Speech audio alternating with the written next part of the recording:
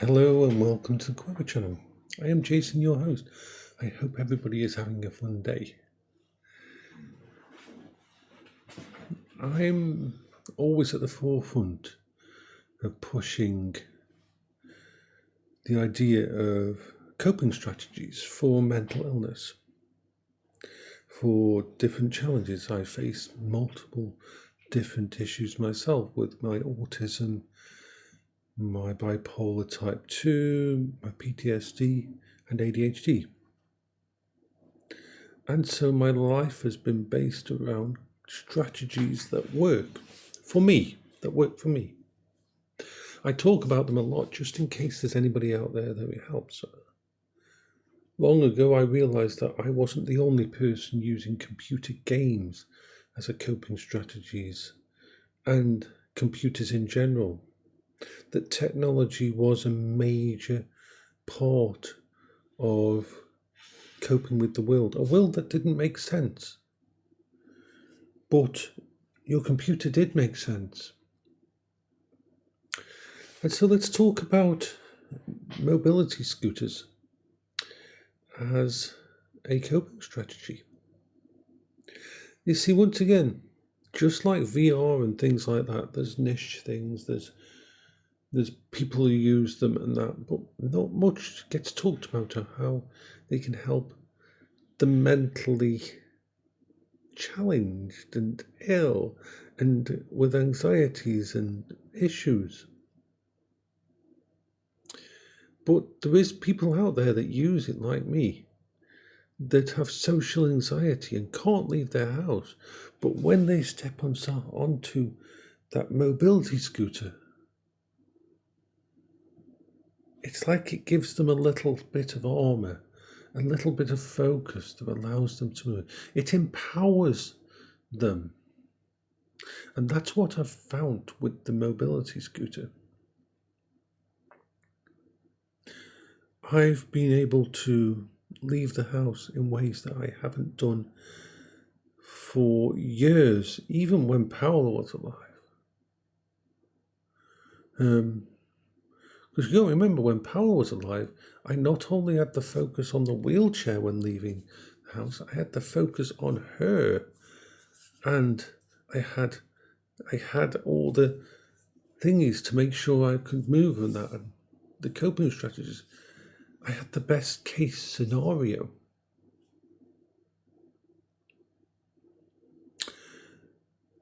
The fact that each day I am now thinking of, where can I go next? Has changed my world.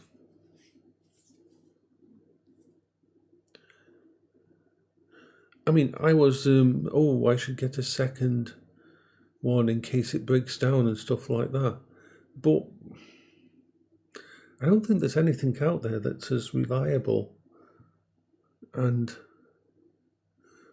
as stable as what I am using now, the Kimco.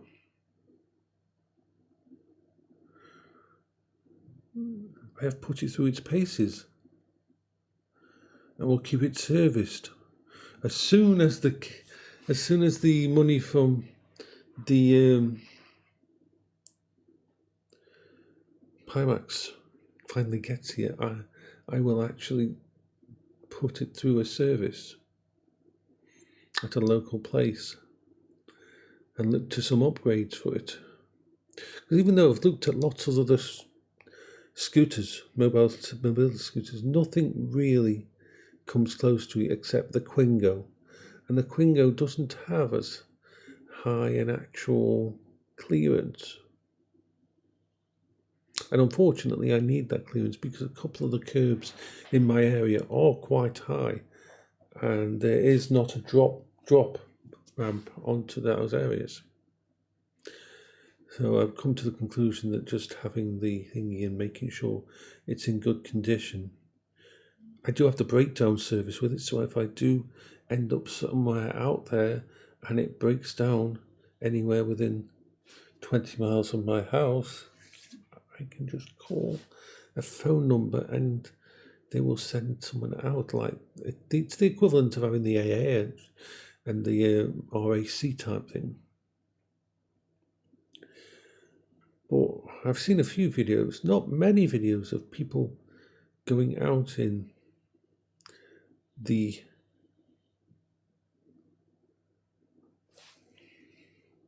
mobility scooters. And I'm going to, now I've got the fittings for my phone to use it as a camera on it, I'm going to do a couple of videos while I'm out there. The audio will not be very good because I'm using my Galaxy Buds. Why do I use them instead of a full headset? It's very simple, actually.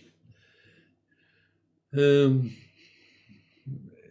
feels better having it enclosed inside my ear. It does feel better.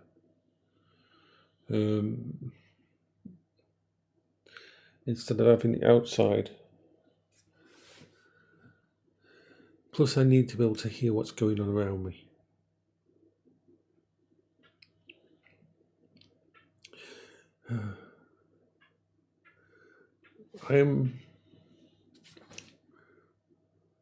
How can I put it? I'm blown away by the change that this has made in my life. It's well documented, the challenges I face inside the house. But the challenges I face outside the house were so immense that I just walled off that side of my life. I just gave up on leaving the house.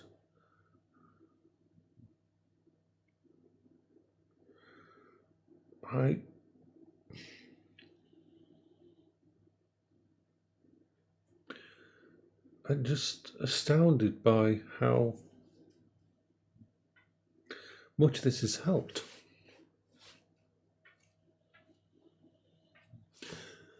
Because leaving the house came with so many dangers. When I was going to leave the house, I had to start preparing the day before. I had to make sure I had all my bits of armour, my equipment, and everything, and I was in the right mental headspace to be able to handle it. I had to make sure that I had multiple phones on me, battery packs,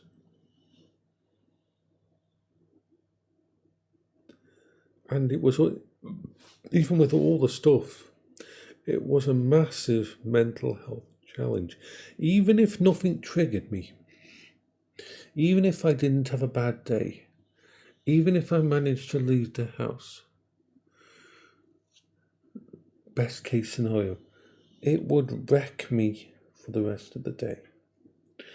And more likely for the rest of the week, I would have flashbacks to what could have gone wrong, to issues, to things I did out there that, oh, was anybody looking at me? Did they see that? Did I look like a complete idiot? I should have explained myself, and so on and so forth. The self-recrimination and the guilt and that was just the basic level of thing that every time I left my house, I was wondering if people were looking at me and if they understood why I was staying so close to the wall away from the road and things like that, and analysing my own walking ability in that. And this is just the lowest level of thing. And then you've got the depression and the persecution complex that comes with deep depression all the time when you're outside and vulnerable, when people can see you. And then on top of that, you've got the very real triggers, both for autism and PTSD. That, well, let's face it, there's more. On the ADHD side, you've got the inability to keep focused and the ability to be distracted and end up wandering and seeing something on the other side of the road. Yeah. An ADHD person with ADHD can see something so awesome on the other side of the road, which may be something completely simple like a different rock texture or something they haven't seen, or a type of paint someone's used on their windows. It doesn't matter. It can be anything. And you will just go from your side of the road to that side of the road without looking left or right. That's a basic thing that can happen. You can get lost because you just wander. You can get distracted because you can wander. Then there's the depression side of it, but then there's the autistic side on top, where anything can cause your brain to freeze up, where any situation out there can cause you to just have a mental car crash and freeze up and become non-functional. And these things are always there in the background. But something about, just like when I put my headset on for VR, or when I'm talking to you on this camera, when I'm zeroed in, when I'm completely focused on this, it's that same kind of stability. I've never found that level of stability outside, even using augmented reality glasses when I was outside, even using my phone and audio and all those things that I've got for outside. It's never 100%. It's never complete. It exhausts me because I'm fighting things all the time to keep on track, to get from A to B. Something about the mobility scooter, just like the VR headset, that allows me to deal with surprise events. Like I can still get triggered on things, but it creates this buffer around me because of my technology. It's like I'm a child with a new toy every single day, and it's the scooter that I'm on, and it's a safe space, and it feels right, and it feels real, and it feels good. And it's stabilized me to the point that when I'm out, it isn't just going from A to B. I can look around. I can take pictures. I can talk to my friends on Discord. And it isn't a distraction. I'm not getting distracted. It's not unsafe. Because that's been a very, very important thing right from the start of this. The idea of where it is. The scooters themselves, that are the safety designed ones, make it very. You're in the seat. You've got a proper seat belt on. The brakes automatically come on if you take your fingers off the throttle. You can limit your speed in many different ways. And on the other side, and the other side, and the other side, and this is a thing, something that sucks in society, and this is all disability scooters, all wheelchairs, all walking canes have a cloaking device fitted to them automatically. And that cloaking device is human perception. We've all done it. You walk down the street, you see a disabled person, you avert your eyes. You don't want to stare. You don't want to bother them. You don't want to interact with them because you don't know what to say when you see someone on a mobility scooter, when you see someone on a thingy. I mean, it isn't as bad these days, but it's still there. One of the biggest problems with being in a wheelchair is people walk into you. They just walk straight into you because they don't see you. Subconsciously, their brain is trained to not look at something that's unsettling, to avoid it. So you have this built-in cloaking device, which can be a complete fucking negative, because the amount of people that walk straight in front of a scooter, especially when they're on their phones, they just walk straight in front of a mobility scooter or straight in front into a wheelchair and that always happens. You have to be very aware about it on the pavement. But on the plus side, as someone with social anxiety, as someone who's thinking, it's like you've got your built-in cloaking device on your vehicle and people just don't look at you or bother you. And that it's like, it's kind of cool. And then you have the other bonus. And that is empathic people. And also people who you meet at a counter or in a shop and that, who will go out of their way to help you, as long as you're not a complete idiot. And they are actively nicer to you if you're on them. You see, as someone whose disabilities are invisible, people don't usually see it. And therefore, the training that they have in most businesses and that, to look after a disabled person, to help a disabled person and that, isn't there.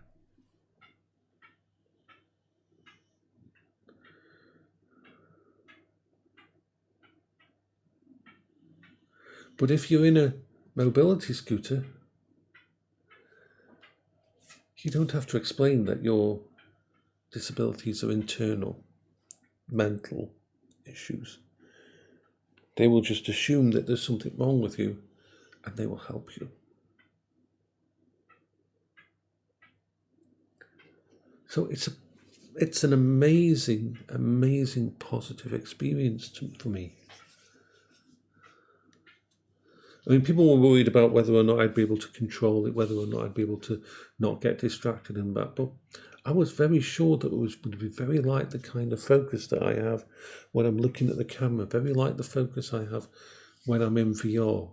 It's another safe space that we've come across.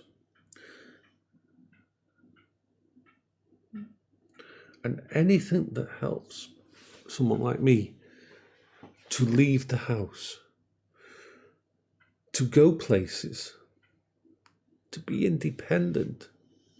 Remember, disabled people do not want to be treated better than anybody else.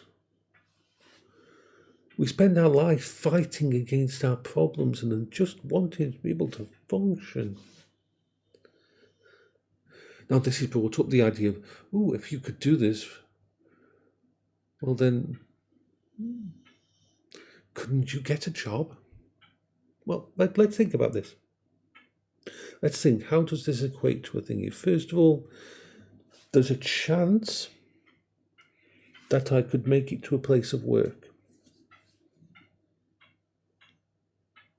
But remember, as soon as it becomes something that isn't a coping strategy, isn't a safe space, but is part of something that I've got to do to survive, to make money, to live, the disabilities, it shifts and the challenges become exponentially more and the risks become exponentially more. The thoughts of, oh my God, what if it fails? What if I can't leave the house? What if I can't go to a job? And that. And then we've got to think, what kind of job could I do? Because, of course, I'm focused. When I'm out, I'm completely focused on the mobility scooter. It's not like I could take a mobility scooter to a job and then get out of the mobility scooter and sit down at an office, and that wouldn't work. That would not work. That would be a bad thing. That would be a really very, very, very bad thing. So what can I do? I'm not. It's got a max speed of 8 miles an hour. I couldn't Uber people around. I couldn't deliver food.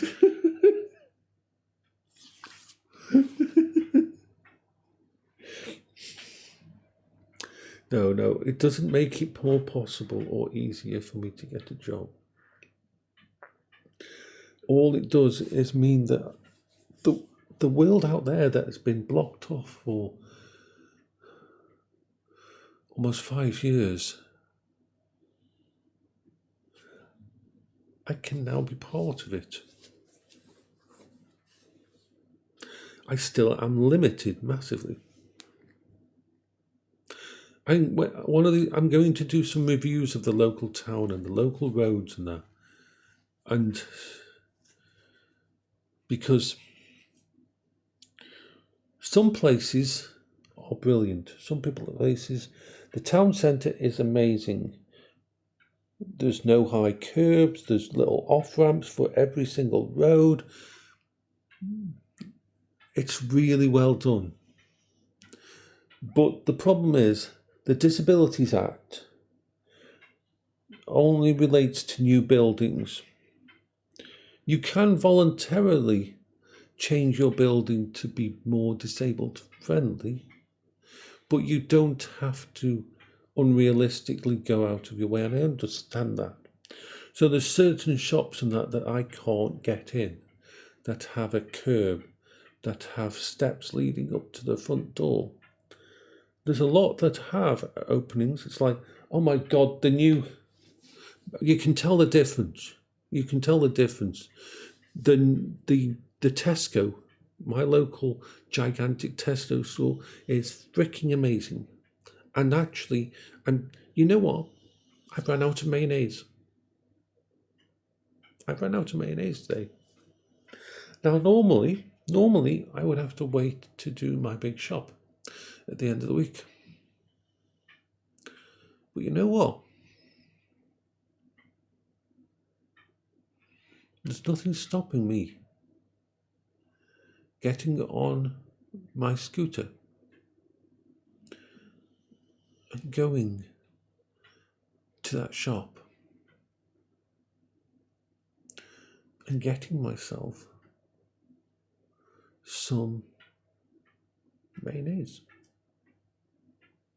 There's absolutely nothing stopping me. That freedom, that thought process, that ability to do that thought process, to just go out and get one. Mayonnaise is something I use in my potato meals because dairy products don't go very well with me, but for some reason, the way mayonnaise is processed, I can use it as for mashed potatoes when I have mashed potatoes. And that's the main use I use it for these days. So I could pop out to the local Tesco and pick up some items. It's like, this is completely and totally a new thought to me. It's a layer of freedom that most of you all don't even think about.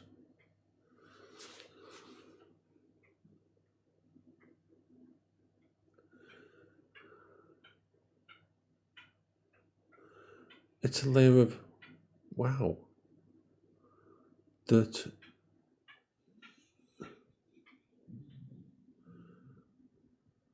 you really can't put into words.